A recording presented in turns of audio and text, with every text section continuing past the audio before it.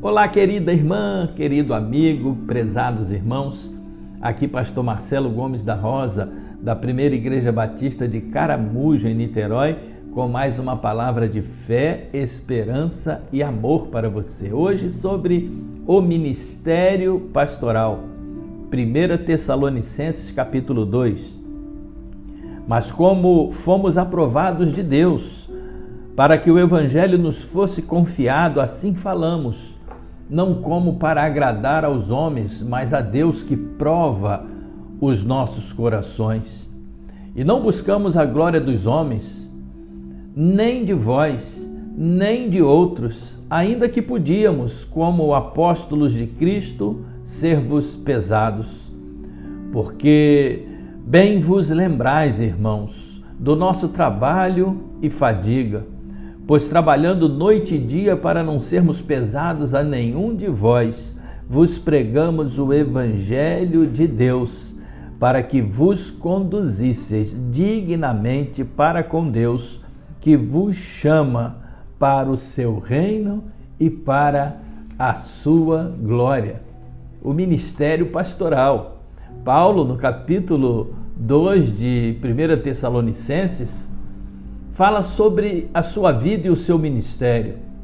E nós podemos entender nesse capítulo que o ministério de Paulo frutificou de modo extraordinário na igreja de Tessalônica, a ponto dele testemunhar sobre aquela igreja que aqueles crentes lhe eram como a sua glória e a sua alegria.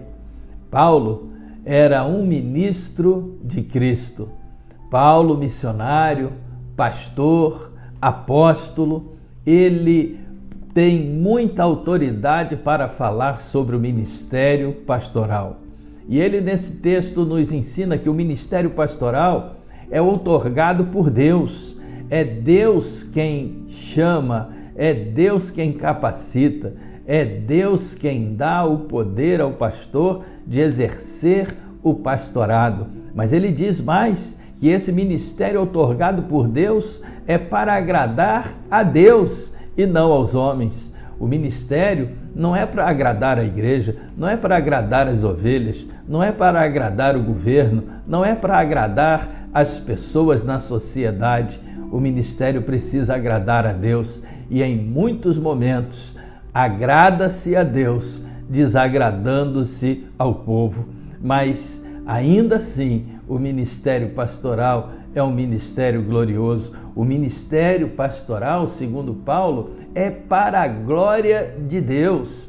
O ministério pastoral não é para glorificar o pastor. O ministério pastoral não é para glorificar os amigos do pastor. O ministério pastoral não é para trazer orgulho para a igreja local ou para as ovelhas desse pastor, mas o ministério pastoral é para a glória de Deus. Paulo vai dizer ainda que esse ministério pastoral é sustentado por Deus.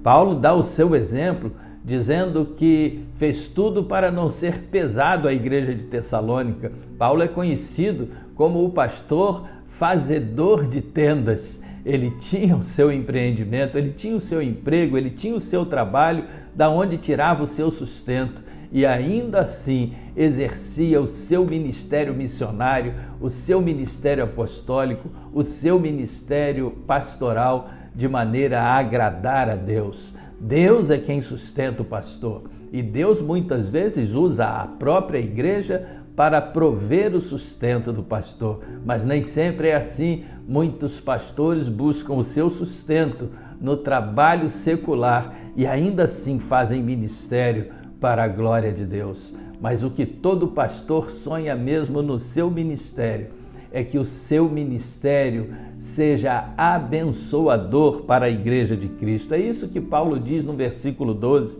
ministérios que contam com ovelhas que desejam viver uma vida digna do reino de Deus, ovelhas que desejam participar ativamente do reino de Deus, ovelhas transformadas por Cristo, que servem a Cristo na igreja local e que desejam viver para a glória de Deus.